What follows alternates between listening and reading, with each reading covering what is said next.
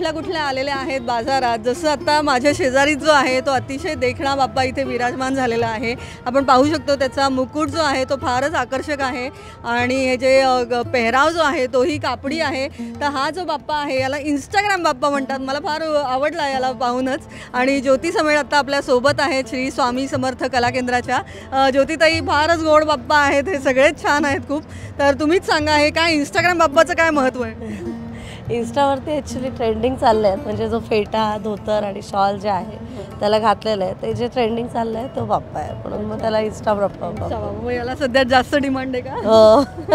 आणि मग याच्यात पण कलर आहेत का वेगवेगळे? हो, ह्याच्यामध्ये भरपूर व्हरायटीज आहेत. व्हाईटमध्ये म्हणजे कलर्स भरपूर आहेत त्याच्यामध्ये.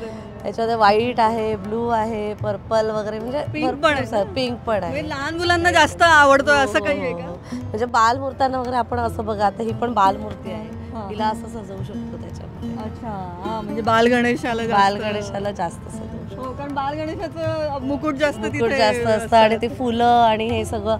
मोस्टली फेटा आपला असतो तो तुरेवाला नॉर्मल असतो, त्याच्यामध्ये आपण फुलं वगैरे लावलेली आहेत. गणपतीत आपण काय घालणार, आपण कुठली साडी नेसणार ह्याचं आपल्याकडे लक्ष असतं. आता बाप्पाला काय घालणार असं पण आहे.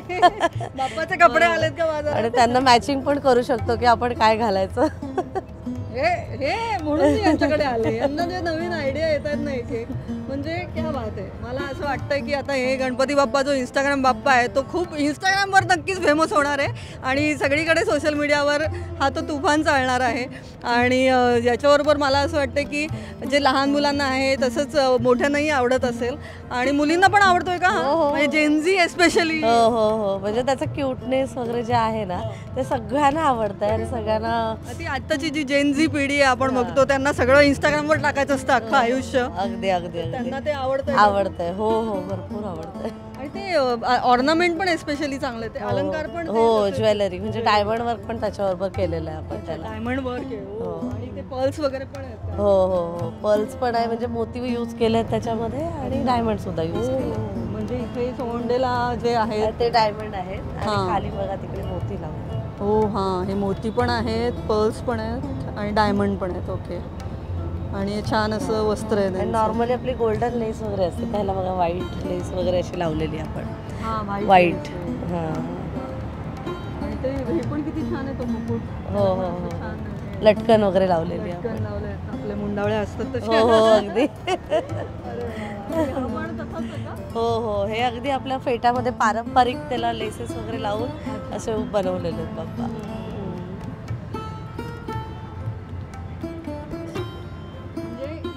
वाटतं की दोन व्हरायटी आहेत की इकडे हा जो इंस्टाग्राम बाप्पा आहे हा मॉडर्न आहे थोडा आणि हा जो आहे हा पारंपरिक बाप्पा आहे ना, असंच म्हणता येईल. बरोबर.